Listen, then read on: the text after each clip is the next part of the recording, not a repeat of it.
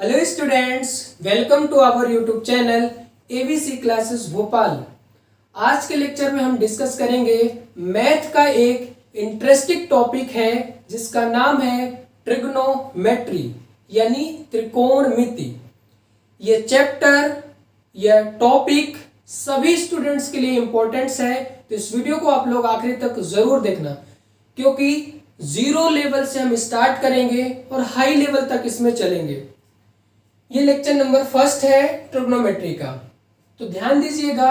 Trigonometry को हम start करते हैं तो सबसे पहले हम देखते हैं पाइथागोरस थ्योरम। क्या देखते हैं? Pythagoras theorem. पाइथागोरस थ्योरम यानी पाइथागोरस प्रमेय।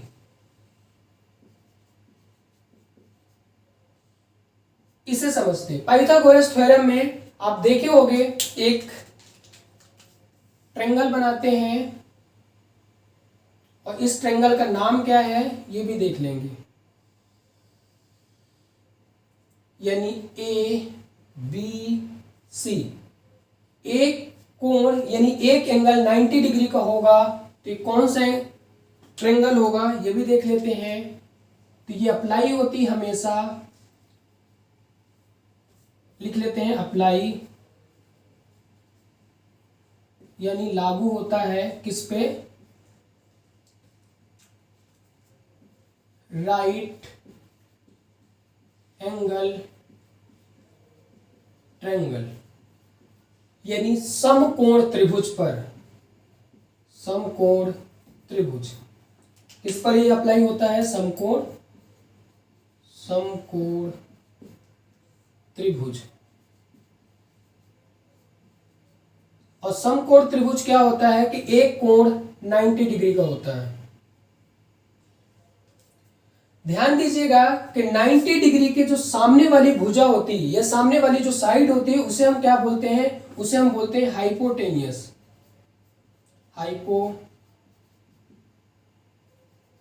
हाइपोटेनियस यानी इसे हम बोलते हैं हिंदी में कर्ण।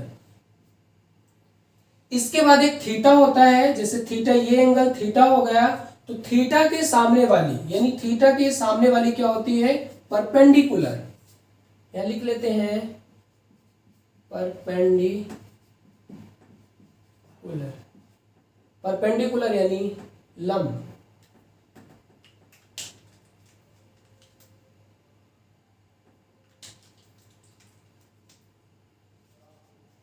लंब,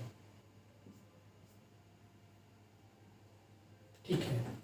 यहां भी मैं चेंज कर देता हूं रेड कलर से, यानी कर्ण। इसके बाद जो होती है, जो तीसरी भुजा बची या तीसरी जो साइड बची, उसका नाम है बेस या आधार। बेस या आधार। सबसे मोस्ट इंपॉर्टेंट होता है ये आइडेंटिफाई करना कि कौन बेस है, कौन लंब है और कौन कर्ण है। तो सिंपल से दो नोट्स हैं जो आपके सामने हैं। नोट फर्स्ट ये कहता है कि 90 डिग्री के जो सामने वाली भुजा होगी, 90 डिग्री के जो सामने वाली साइड होगी, उसका क्या नाम होगा? यानी जो साइड होगी या भुजा, तो उसका नाम है हाइपोटेनियस। क्या नाम है उसका? हाइपोटेनियस। आप लोग लिख लेना कर्ण। इसके बाद एक चीज और देखी कि थीटा के सामने वाली, दूसरा नंबर कि थीटा, इसे हम थीटा बोलते हैं, तो थीटा के जो सामने वाली भुजा होगी उसे हम क्या नाम देंगे? साइड या भुजा। उसका नाम है परपेंडिकुलर। परपेंडिकुलर, ठीक है। और जो तीसरी बच जाएगी वो बेस हो जाएगा या आधार हो जाएगा। अब देखते हैं कि हाइपोटेनियस यानी कर्ण, परपेंडिकुलर यानी लंब, बेस यानी आधार, इन तीनों के क्या फॉर्मूले बनते हैं वो देखते हैं। तो सबसे पहले हाइपोटेनियस ही देख लेते हैं कि हाइपोटेनियस, हाइपोटेनियस यानी कर्ण। तो कर्ण इक्वल टू होता है इसका स्क्वायर परपेंडिकुलर यानी लंब प्लस बेस, इसे हम बोल सकते हैं लंब, इसे हम बोल सकते हैं आधार। इनका क्या होता है स्क्वायर, ये भी स्क्वायर होगा, ये भी स्क्वायर होगा। उम्मीद करता हूं ये समझ में आ गया होगा। अब देखते हैं फॉर्मूला जो बनेगा ओनली अगर आपको निकालना हुआ, कर्ण निकालना हुआ, ये हाइपोटेनस निकालना हुआ, याद रखना अब अगर हम हाइपोटेनस की जगह एच लिख देंगे, आप लोग समझ लेना, परपेंडिकुलर की जगह हम पी लिख देंगे और बेस की जगह हम बी लिख देंगे ताकि आसानी हो। तो सबसे पहले कर्ण, कर्ण क्या लिख दिए, ये कर्ण को हाइपोटेनस यानी एच, कर्ण का स्क्वायर यानी ओनली कर्ण अगर फाइंड आउट करना हुआ तो ये क्या हो जाएगा, रूट लग जाएगा, तो रूट लंब, लंब को हमने क्या लिखा पी परपेंडिकुलर, तो इसका स्क्वायर प्लस इसका होगा आधार, आधार यानी बेस। ये फॉर्मूला बन गया पहला फॉर्मूला भाई। दूसरा फॉर्मूला देखो, अगर वनली लंब निकालना हुआ या वनली परपेंडिकुलर निकालना हुआ तब क्या होगा, तो लंब या परपेंडिकुलर, तो रूट तो होगा भाई लेकिन सब्सट्रैक्ट होगा किससे, कर्ण, कर्ण यानी हाइपोटेनियस का स्क्वायर। अब यहां हो जाएगा माइनस आधार, आधार यानी बेस का स्क्वायर। तीसरा फॉर्मूला देखते हैं, यानी वनली आधार निकालना हुआ यानी बेस निकालना हुआ तो क्या हो जाएगा, कर्ण, कर्ण यानी हाइपोटेनियस का स्क्वायर माइनस आधार की जगह, भाई आधार तो फाइंड आउट करना है, तो क्या हो जाएगा लंब का यानी परपेंडिकुलर का स्क्वायर। ये तीन फॉर्मूले आपके सामने हैं, तीनों फॉर्मूले इंपॉर्टेंट है, इसे आप याद कर सकते हो, पहला फॉर्मूला, दूसरा और तीसरा। ध्यान दीजिएगा, अब कुछ हम आपके शेप बनाते हैं, कुछ यहाँ पे कुछ ड्राइंग बनाते हैं, उसमें आपको आइडेंटिफाई करना है कि कौन सा बेस होगा, कौन सा हाइपोटेनस होगा और कौन सा परपेंडिकुलर होगा। तो दो तीन फिगर बना लेते हैं, जैसे एक फिगर तो ये हो गया, दूसरा फिगर ये हो गया, तीसरा फिगर ये हो गया। इसमें नंबर डाल देते A B C, A B C, A B C. अब मान लेते हैं कि ये थीटा हो गया और यहाँ पे ये मान लेते हैं कि ये थीटा है और इस पे ये मान लेते हैं कि ये थीटा है। तब आपके सामने परपेंडिकुलर कौन सा होगा और हाइपोटेनस कौन सा होगा, ये तो सबको पता भाई, ये 90 डिग्री, ये भी 90 डिग्री और ये भी 90 डिग्री। तो सबसे पहले 90 डिग्री के सामने वाली जो होगी वो हाइपोटेनस होगी यानी कर्ण होगी। थीटा की जो सामने वाली है वो परपेंडिकुलर होगी, बहुत सारे यहाँ पे बेस बता दें, परपेंडिकुलर यानी लंब, और जो बाकी बच गया वो तो बेस ही होगा, फाइंड आउट हो गया। नेक्स्ट 90 डिग्री के सामने वाली जो होगी वो हाइपोटेनस होगी, यहाँ लिखा भी है। थीटा के जस्ट सामने वाली जो होगी वो परपेंडिकुलर होगी और जो बाकी बच गया वो बेस होगा। इस फिगर में देखिएगा भाई साहब, 90 डिग्री के सामने वाली जो होगी वो हाइपोटेनस होगी और थीटा के जस्ट सामने वाली होगी वो परपेंडिकुलर होगी, जो बाकी बच गया वो बेस होगा। उम्मीद करता हूं इतना आपको समझ में आया होगा। अब हम देखते हैं नेक्स्ट, तो जल्दी से आप लोग स्क्रीनशॉट ले लो। याद रखना, अगर आप वीडियो पसंद आ रही है तो इसे लाइक कर दो, अगर चैनल में नए हो तो चैनल को सब्सक्राइब कर दो। इस चैनल पर ITI की बहुत सारी वीडियोस डली हुई है, प्लेलिस्ट में जाके वहां से देख सकते हैं। और अगर आप 9th और 10th में हैं तो उसके भी लेक्चर आपको मिल जाएंगे, मैथ और साइंस के। कहाँ मिलेंगे आपको, प्लेलिस्ट में जाओगे तो आपको वहाँ पे एक फोल्डर बना होगा, अगर आप 9th में होंगे या 10th में होंगे तो 10th का फोल्डर बना होगा, वहाँ से आप पढ़ सकते हैं। ठीक है, अब इसे हम रफ कर देते हैं, स्क्रीनशॉट ले लो, स्क्रीनशॉट ले लो। और ITI के भी बच्चों के लिए इम्पोर्टेंट है। इसके बाद हम हाइट डिस्टेंस भी पढ़ेंगे, ये जब चैप्टर खत्म हो जाएगा तो। ठीक है, रफ करता हूं। अब हम देखेंगे ट्रिग्नोमेट्री रेशो।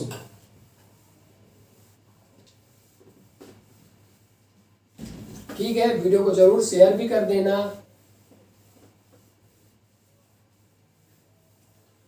और कमेंट में ये भी बताना कि नेक्स्ट वीडियो किस टॉपिक पे चाहिए। चलो ठीक है भाई, देखना ट्रिग्नोमेट्री रेशो। ट्रिग्नोमेट्री रेशो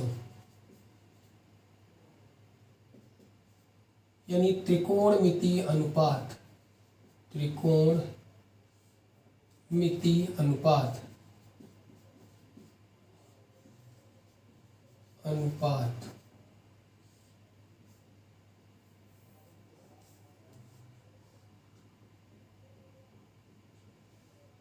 ठीक है, त्रिकोणमितीय अनुपात में हम देख लेते हैं और कितने फॉर्मूले बन सकते हैं ये भी हम देखेंगे। तो आप लोग बता दो कितने होते हैं, 6 होते हैं। वो लिख लेते हैं कौन कौन से हैं, जैसे साइन कॉस टेन, इस तरीके से है। तो एक आप लोगों ने बचपन में ट्रिक पढ़ी होगी, हिंदी इंग्लिश दोनों में मैं लिख दूंगा। तो हिंदी वाले क्या पढ़ेंगे, जैसे लाल बट्टे कक्का, इस तरीके से आप लोगों ने ट्रिक देखा होगा, लाल बटे कक्का। ठीक है, इंग्लिश वाले भी देख लो भाई, इंग्लिश में देख लो, इंग्लिश में भी कोई प्रॉब्लम नहीं है। पंडित भोला प्रसाद, हाय हाय बोला। कुछ लोग भाई जो पाकिस्तान को, अगर आप ऐसा भी कह सकते हो, जो अपना बगल में कंट्री है, आप लोग जानते हो पड़ोसी है, तो आप बोल सकते हो कि पाकिस्तान भूखा प्यासा, हिंदुस्तान हरा भरा है। ऐसे भी ट्रिक होती है, कुछ टीचर ऐसे भी बताते हैं। तो ध्यान दीजिएगा। अब यहाँ पे जो अनुपात है यानी साइन कॉस टेन, साइन का उल्टा होता है कॉसेक, कॉस का उल्टा होता है सेक, और टेन का उल्टा होता है कॉट। सेम इंग्लिश वालों में भी वही होगा, साइन कॉस टेन। इसके बाद क्या हो जाएगा, कॉसेक सेक कॉट। ठीक है भाई साहब, अब यहाँ चाहो तो आप लोग लिख सकते हो। एल का मतलब क्या होता है, लंब, छोटे छोटे अक्षर से लिखा देता हूं, लंब। ए का मतलब है आधार, आधार बहुत छोटा हो गया, आधार। इसके बाद फिर क्या है, एल का मतलब लंब, के का मतलब क्या हो जाएगा, कर्ण, के का मतलब क्या हो जाएगा, कर्ण, ए का मतलब हो जाएगा आधार। चलो भाई इतना लिख लियो तो आपको ऑटोमेटिक समझ में आ जाएगा। इसके बाद क्या है, ये वाला फॉर्मूला इस तरीके से अप्लाई होगा, ये एरो का निशान, और इसका फॉर्मूला हमेशा इस तरीके से अप्लाई होगा। अभी देखेंगे तो समझ में आ जाएगा। सेम सिचुएशन है, ऐसी भी ये वाला फार्मूला यहाँ से होगा और ये फार्मूला ऊपर से। कैसे, हिंदी इंग्लिश देख लेते हैं। 6 ट्रिग्नोमेट्री रेशो लिख लेते हैं तो आपको आसानी से समझ में भी आ जाएगा। साइन,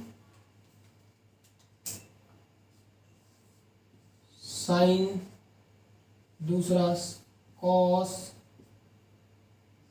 तीसरा साइन कॉस टेन।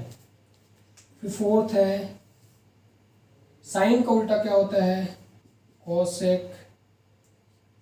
इसके बाद फिफ्थ है कॉस, कॉस के बाद क्या हो जाएगा, कॉसेक के बाद हो जाएगा सेक, और लास्ट में जो 6 है वो हो जाएगा आपका कॉट।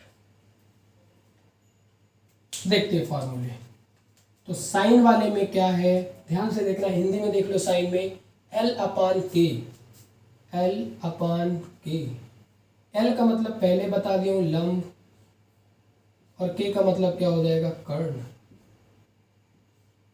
इंग्लिश में भी देख लो भाई, इंग्लिश में देखोगे तो क्या हो जाएगा P अपान एच, P अपान एच। P का मतलब परपेंडिकुलर, H का मतलब हाइपोटेनियस।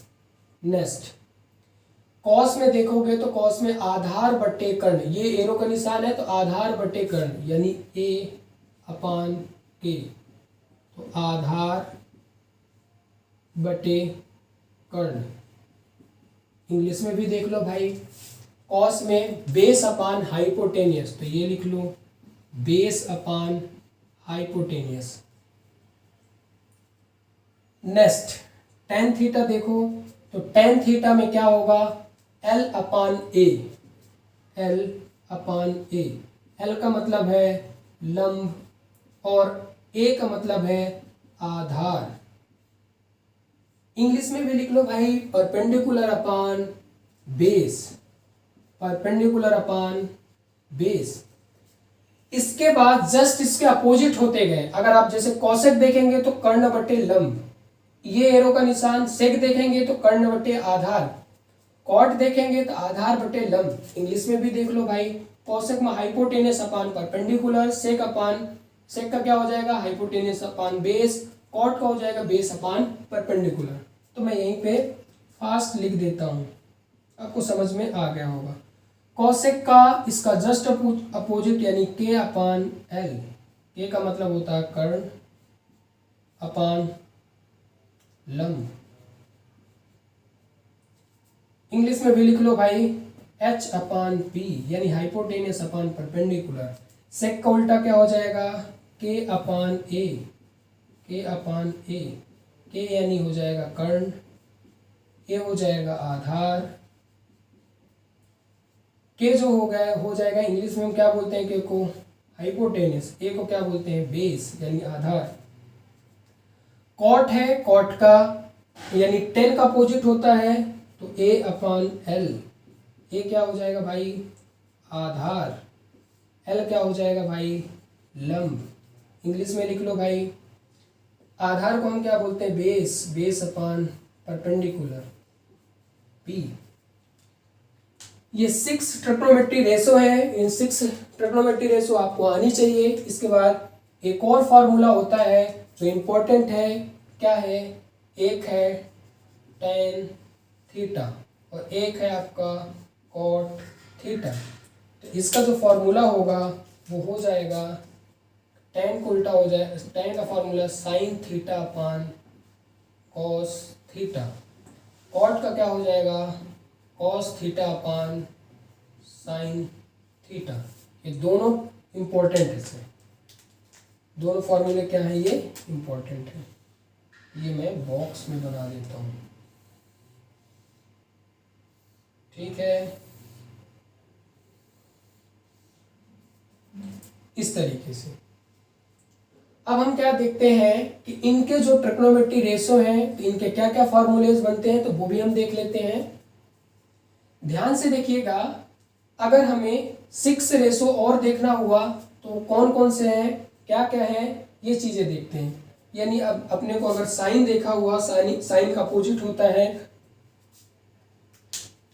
जैसे फर्स्ट में क्या हो जाएगा साइन थीटा, साइन थीटा का क्या होता है 1 अपान, साइन को उल्टा होता है कोसेक, कोसेक थीटा। दूसरा कोसेक थीटा के बाद अगर आपको कोस थीटा चाहिए तो 1 अपान सेक थीटा। इसके बाद तीसरा अगर आपको चाहिए टेन थीटा तो हो जाएगा 1 अपान कॉट थीटा।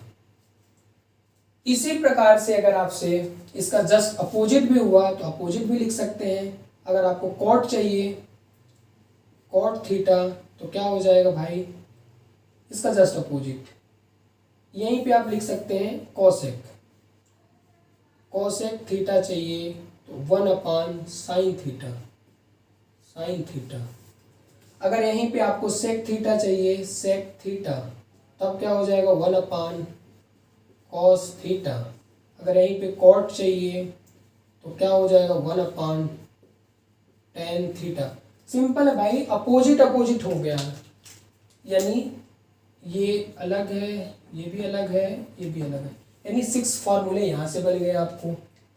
उम्मीद करता हूँ ये वीडियो आपको अच्छी लग रही होगी। आप लोग ज़रूर लाइक कर दो अगर यहाँ तक देख लिए होगे। अब हम और अच्छे तरीके से देखते हैं, तो हम इसे रफ करते हैं। आप चाहो तो इसका स्क्रीनशॉट ले लो। ओके, ठीक है। स्क्रीनशॉट के लिए अब हम इसको क्या करते हैं, रफ कर देते हैं। ले लिए होगे? नहीं लिए होगे तो भाई आप नोट्स बना लेना, वो इम्पोर्टेंट है। देखते हैं और फॉर्मूले देख लेते हैं। अगर यहां तक नहीं लिखे होगे तो लिख लेना। एक फॉर्मूला और बनेगा, यानी अगर अपोजिट मल्टीप्लाई, जैसे ध्यान से देखिएगा कि साइन थीटा और उसका जस्ट अपोजिट में क्या होता है, कोसेक थीटा। दोनों अगर मल्टीप्लाई में है तो उसका आंसर 1, यानी अपोजिट अपोजिट में है तो उसका आंसर हमेशा 1 होगा। अब जैसे कॉस थीटा है, कॉस थीटा का जस्ट अपोजिट क्या होता है, कॉस का उल्टा सेक थीटा, इसके वैल्यू 1, 3। जैसे टेन थीटा है और टेन का अपोजिट कॉट थीटा होता है तो उसकी वैल्यू 1। ये भी इंपॉर्टेंट था, आपको समझ में आ गया होगा। इसके बाद और देखते हैं, कुछ फार्मूले हैं, इनके जस्ट अपोजिट भी हो गए तो चल जाएगा। ध्यान से देखना, जैसे कुछ और फार्मूले देख लेते हैं कि sine square theta plus cos square theta equal to 1। ये ज़रूर आप लोगों को आना चाहिए। इसी से आप निकाल सकते हैं कि अगर साइन स्क्वायर थीटा चाहिए तो क्या हो जाएगा भाई, 1 माइनस कॉस स्क्वायर थीटा। अगर वनली साइन चाहिए कि साइन थीटा चाहिए तो ये रूट में हो जाएगा 1 minus cos square theta. Then अगर हमें क्या चाहिए, कॉस स्क्वायर चाहिए तो क्या हो जाएगा, कॉस स्क्वायर थीटा अगर चाहिए तो 1/1 माइनस साइन स्क्वायर थीटा। अगर वनली कॉस चाहिए, कॉस थीटा, तब क्या हो जाएगा, रूट तो रहेगा 1 माइनस, ये अगर चाहिए स्क्वायर में तो ये नहीं होगा, ये हो जाएगा स्क्वायर थीटा।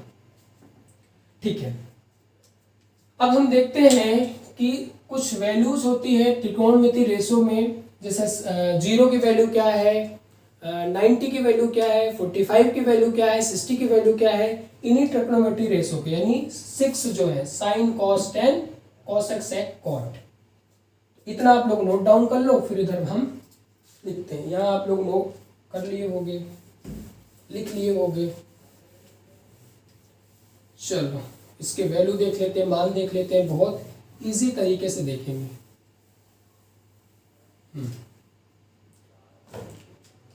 ध्यान से देखना, अपने को क्या क्या चाहिए था, साइन कॉस टेन। एक बार मैं पूरा ही रफ कर देता हूं और अच्छे लेवल में हम देख पाएंगे।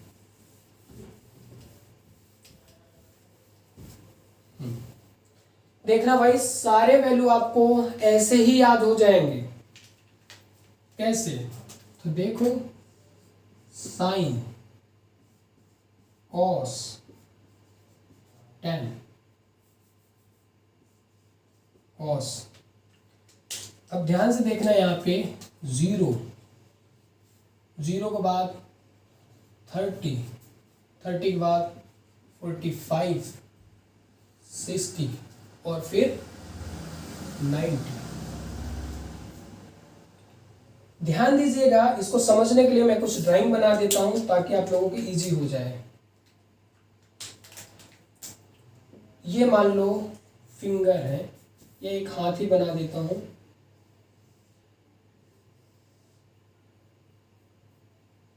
ठीक है, हाथ का पंजा तो आप लोग जानते होंगे, सभी के पास हाथ है। अब इसी हाथ का यूज करेंगे भाई।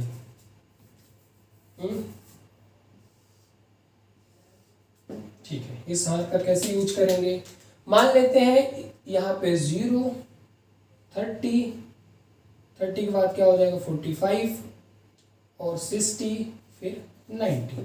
इस हाथ को आप काट दो तो इसके कितने पार्ट्स हो गए? 2 पार्ट्स भाई। इसके बाद इसका रूट लगा दो यानी सर रख दो। जो ये कह रहा है तो यहाँ आप लिख लो कैसे बोल रहा है, क्या कह रहा है। तो ध्यान से देखना ये क्या है कि रूट के अंदर लिखा उंगलियों की संख्या, उंगलियों की संख्या यानी नंबर ऑफ फिंगर अपॉन 2। ये यहाँ पे ऐसा फॉर्मूला बन रहा है। बस ध्यान दीजिएगा, बहुत इजी वे होगा। एक बार मैं देखता हूँ, जिसकी वैल्यू आपको निकालनी उसको छुपा लीजिए। और अंगूठे की साइड क्या है? साइन है, और इधर क्या है? कॉस है। बस आपको इजी पड़ेगा। एक बार देखना, जैसे ये हमारा फिंगर है, हमको 30 चाहिए तो 30 को आपने छुपा लिया। और अंगूठे की साइड कितनी है? 1 दिख रहा, 1 दिख रही है उंगली अंगूठे की साइड, इसको तो आपने छुपा लिया। और अंगूठे की साइड कितनी दिख रही है? 1। तो उंगलियों की संख्या 1, तो 1/2। साइन 30 की वैल्यू क्या हो जाएगी? 1/2, क्योंकि अंगूठे की साइड 1 दिख रही थी इसलिए।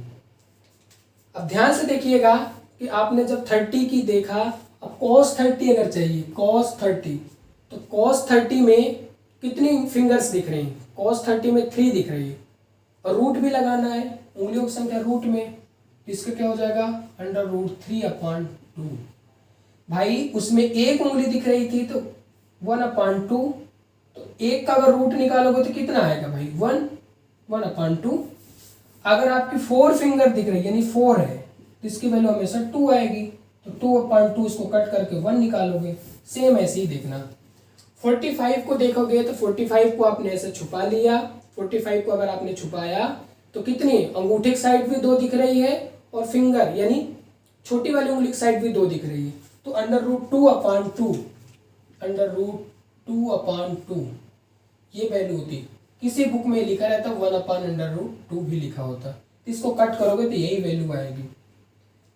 जब आप इसे छुपा लोगे इसे, तो आपके पास 2 उंगली इधर रहेगी, 2 उंगली इधर रहेगी। सेम है √2/2, ये भी आंसर सही होगा। 1/√2 ये भी सही है। 60 देखो भाई, 60 आप छुपा लो, ये आपने छुपा लिया 60।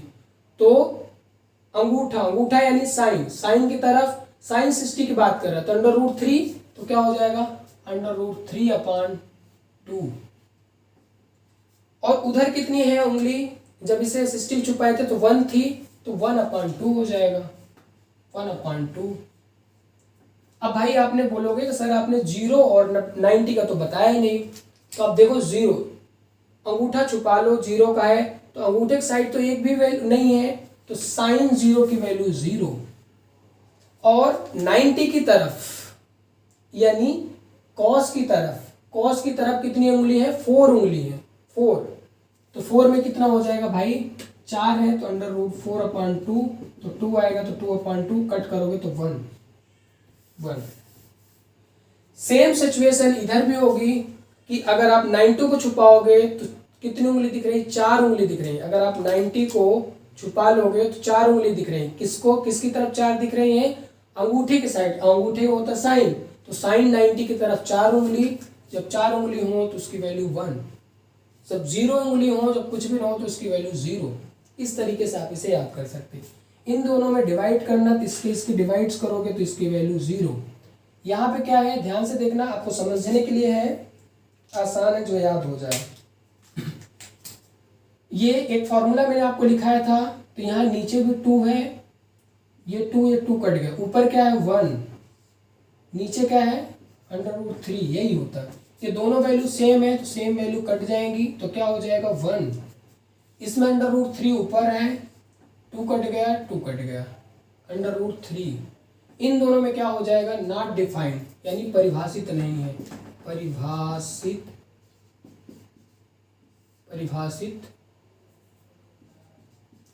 नहीं है, यानी नॉट डिफाइंड। ये रूट थोड़ा ऊपर लगा लेते हैं ताकि आप लोगों को दिखता रहे। ये क्या हो जाएगा? 45। एक बार मैं आपको बता देता हूं कि सिंपल है, मैं इस मार्कर को हटा लेता हूँ फिर आपको बता देता हूँ। चलो भाई एक बार प्रैक्टिस करते हैं। मान लो ये फिंगर है, इस फिंगर में ये 0, ये 30 हो गया, ये 45, ये 60 और ये क्या हो गया 90। अगर इस तरफ क्या है आप लिख लो, पेन से लिख लो, साइन हो गया, मैं इधर लिख लेता हूं ताकि आप लोगों को आसानी से समझ में आए। इधर हो जाएगा साइन और इधर हो जाएगा कॉस। कॉस को मैं कुछ और कलर से लिख लेता हूं ताकि आप लोग आसानी से पढ़ सको, रेड कलर से, कॉस कॉस। अब आपको चाहिए, ये 30 था तो 30 को आपने छुपाया, तो साइन 30 चाहिए, तो साइन की तरफ कितनी उंगली 1, तो अंडर रूट 1/2, 2 होता है 2 नीचे, तो कितना हो जाएगा 1/2। और यहीं पे cos 30 चाहिए, तो cos की तरफ तो 3 उंगली है, तो अंडर रूट 3/2, ये देखो अंडर रूट 3/2। इसके बाद 45, तो 2 उंगली दिख रही है, तो अंडर रूट 2/2, ये भी वैल्यू होती है और इसकी भी वैल्यू होती है, ये बुक्स में होती है, ये आप ये वैल्यू रखोगे तब भी आपका आंसर सही आएगा। इसके बाद 60 भी छुपाओगे, साइन 60 तो 3 उंगली, अंडर रूट 3/2। इधर देखोगे तो 1 उंगली, किसकी तरफ, कॉस की तरफ, तो कॉस की हो जाएगा 1/2। इसके बाद 90 को आपने छुपाया, तो साइन 90 की वैल्यू देखोगे तो 4 उंगली दिख रही है, तो 4 देखो, सिंपल है, जब 4 उंगली हो तो कट के क्या हो जाएगा 1, आप तो ऐसे समझ लेना। बाकी आपको करके भी दिखा देते हैं। जब अंडर रूट 4/2, ये 4 है तो 2 हो जाएगा, 2 से कट के 1, इस तरीके से आप कर सकते हैं। उम्मीद करता हूँ ये वीडियो आपको पसंद आई होगी, तो लाइक कर दीजिए। फर्स्ट लेक्चर यानी पार्ट 1 में हम यहीं तक देखते हैं। अब हम मिलेंगे आपको पार्ट 2 यानी लेक्चर नंबर 2 पे मिलेंगे ट्रिग्नोमेट्री का। तो वीडियो को आप लाइक ज़रूर कर दो, अपने दोस्तों के साथ शेयर कर दो। वीडियो को देखने के लिए धन्यवाद।